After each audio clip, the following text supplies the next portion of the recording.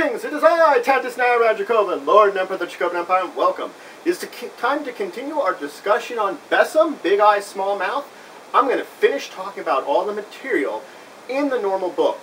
From here on out, we'll see what I do if I do more stuff on this. I have been having my BESM Worlds series, where I'm talking about bringing anime series. I might expand that to do other things, as I have done a little in the past. But let's finish by talking a little bit more about building your own adventure, continuing to build that adventure which I talked about. So, the first thing you're going to have to know is you, as the GM, the more advanced, the more experience you get, the quicker it will be for you to set up these adventures. You're going to need less prep then. You're going to be able to do it more on the fly, the more you play in it. Unfortunately, when you're more of a novice or you're just a beginner, you're going to have to probably spend at least a few hours prepping, if not even more. The amount of prep time is sort of reflexive on that. But then again, prep time is also important anyway, that you might want to take up time establishing sort of these things, writing things out.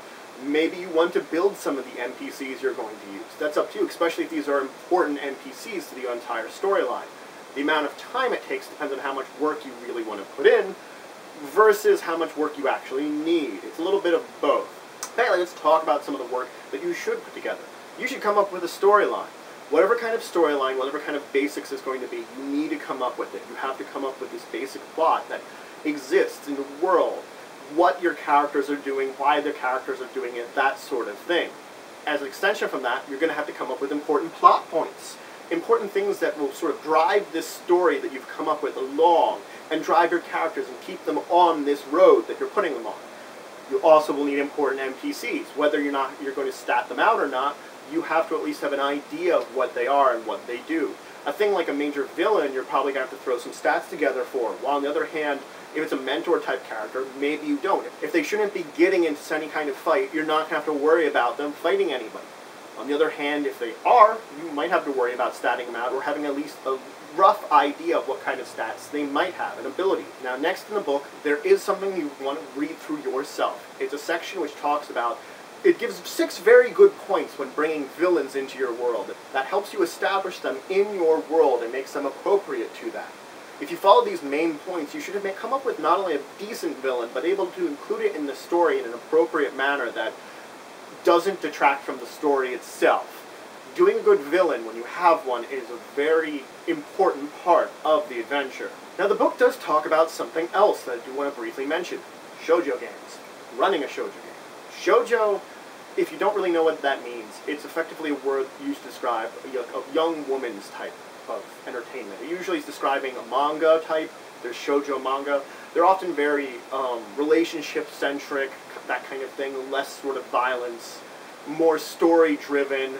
Oftentimes, not only just romance and drama are heavier subjects. Romance comedies can often fit under this, and there are, of course, anime extensions of this, very much so. Running in a game, you can do. BESM allows for that.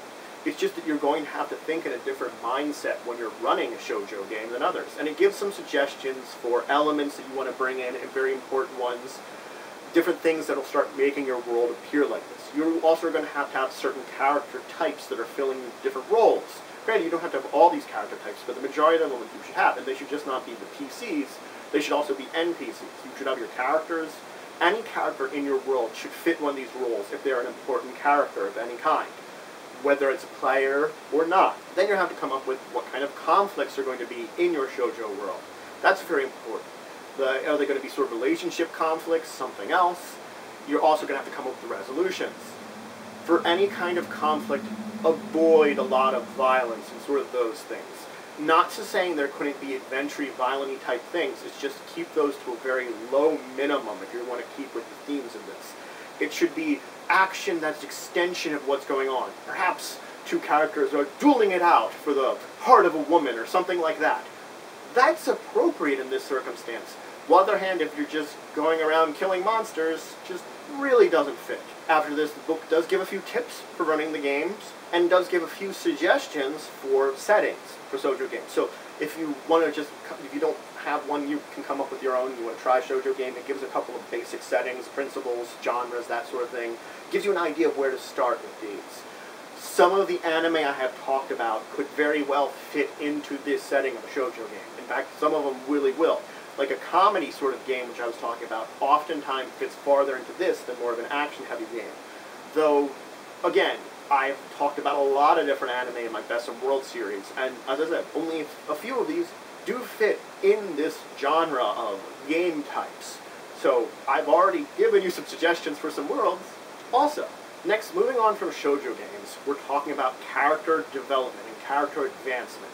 This is very important to the game. It's going to occur over the course of the game, that your characters are going to increase their stats, skills, attributes, possibly remove defects. Those are advancing their character. And whatever a character should advance, it should reflect whatever sort of thing is going on in the game. Whether they're doing some sort of training that they might learn a new move, or they're working at a skill, or they're doing something in order to get rid of a defect. It should reflect in the actions they're doing, how they're spending their points. Granted, sometimes it's a lot more open-ended, that you could just develop an ability, let's say, randomly. It can happen in some circumstances. You should look to what your player wants to advance, and then approve it if you think it is appropriate. Give them a little leeway, though. Now, at the end of any normal game session, you as the GM should assign your characters 1 to 5 advancement character points. These are specific points used when you're advancing your character. The amount of points you're actually giving is going to depend a lot on your game type. If it's a much more slow-boiled, slow-running game where maybe the characters are focusing on removing their defects, give them 1 point. While if it's a kind of game where people are developing new attacks and new powers every couple of sessions, then you give them those 4 or 5. The book does warn, and I will agree with that warning, that giving 4 or 5 means your characters are going to get more powerful very quickly. I would recommend feeling what you think the advancement of your characters are going to be. Think about how many sessions you're going to have and how far the characters are going to advance. If you're starting out with characters at 500 points, and you're thinking of maybe having them get to the maximum of 600, say to yourself, am I going to have 50 sessions, 33, 100? Gives you an idea of where to start. Now, there are possibilities for getting other character points. Good play, like good play in-game, you can award extra points for it. Character does something incredible in the course of the game that not only drives the game forward, but is meaningful to it. Give them a reward. Also, there's a possibility of chunk giving. I, as a GM, would give a chunk of abilities. Let's say if somehow a character inherited a spaceship, I give them a chunk of points to represent that. Or if they unlock some kind of special ability, that's a much smaller chunk, that's a chunk of points I'd give them. Something like that, where you're specifically, your character has done something either to earn it, or has in chance gotten something, like an ability or an item, or something else that their character should be representing with it, a chunk of points that you're giving them specifically for the purpose of getting whatever ability or item or vehicle that they should have. Now, there's a special section that's optional that talks about pushing attributes. I won't explain that, but since it's optional, if you're very interested in it, it involves using character points to develop a character on that they don't need a one-for-one basis for buying things possibly. It's sort of you gambling that maybe by doing something you're pushing yourself to unlocking new abilities effectively. Now, there are things that can change on your character that don't involve character points. The first is, you can get more defects. Your misadventures could possibly get you more defects. For example, a defect of having an enemy. You could go on an adventure, you could do something, you could piss someone off along the way, and they become your arch enemy then. On the other hand, you can swap defects. There are times and places where things could change, like maybe a situation changed where this one enemy, oh wait, you've done something that's made them your friend, but in the same turn, that guy over there now is your enemy instead. You've swatched, it's the same defect, but you've swapped things around. So you can change defects. You can also swap items. You have a certain number of points you've spent on items. You can swap around those items, effectively changing your equipment. There also, you can sort of change the modifiers on defects and abilities, too. That's another thing that you can sort of develop powers and alter them slightly, because they're effectively the same amount of character points, but if you've taken time and effort, depending on the circumstances and what it represents, you might be able to change those. Now, here is going to be some important advice. The book lists this advice and goes into a little more detail, but I'm going to go over the basics of this advice because it's very important for every GM to know about.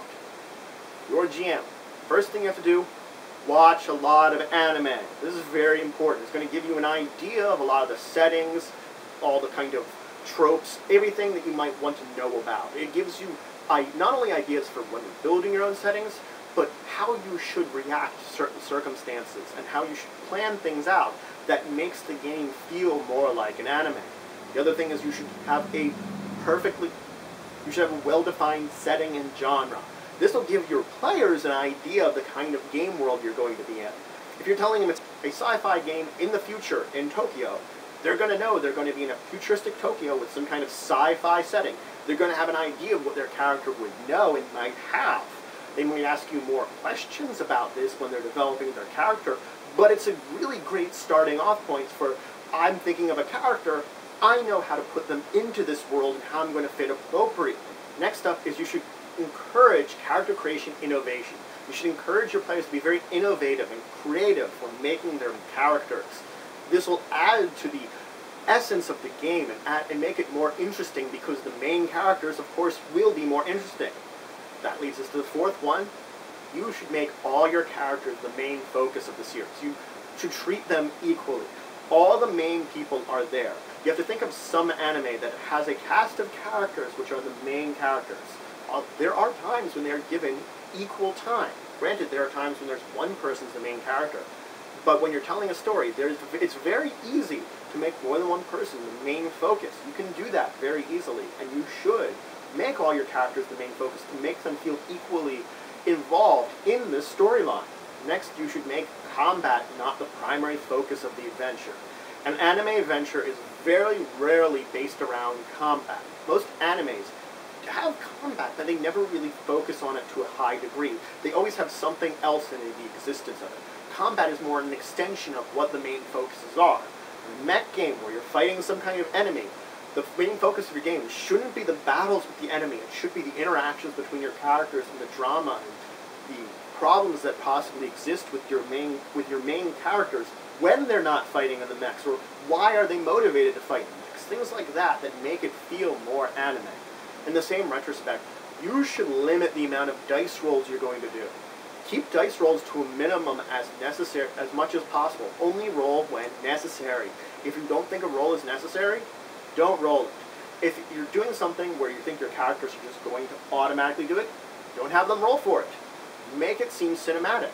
If you want, if you may make it more difficult, just add in words that maybe if someone's jumping from rooftop to rooftop and they have awesome ability to do that, maybe you could say if they would be slipping up, they could catch the ledge instead of jumping all the way across. Something like that that makes it feel more cinematic and they still get the success they want, but you don't need to roll the dice for it. Next, you should give players latitude on special effects. What this means is you should allow players to define what their abilities and what they're doing, and give this definition of when they're describing a situation that they can add in as much flair as they want to make it sound really cool and interesting and different than just, I fire an energy beam. It might be like, I draw upon the energy around me, swirling it around in my hands, increasing the energy until I fire it out in a mighty blast.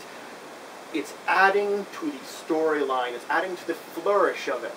It's adding to the setting itself by giving this sort of, that your character has to do these extra things and make these extra motions in order to give their attack. Now you should make defects an important part of the game. If a character has an enemy, you're going to bring that enemy in. If a character has some other kind of defect, have it included. Any defect a character has should be included in the game. You should make sure you know all the defects and write them in appropriately. You should make them, weave them into it so that these characters' flaws help drive the story. Now, you should also downplay the abilities of unimportant NPC. If an NPC is important, showcase their abilities.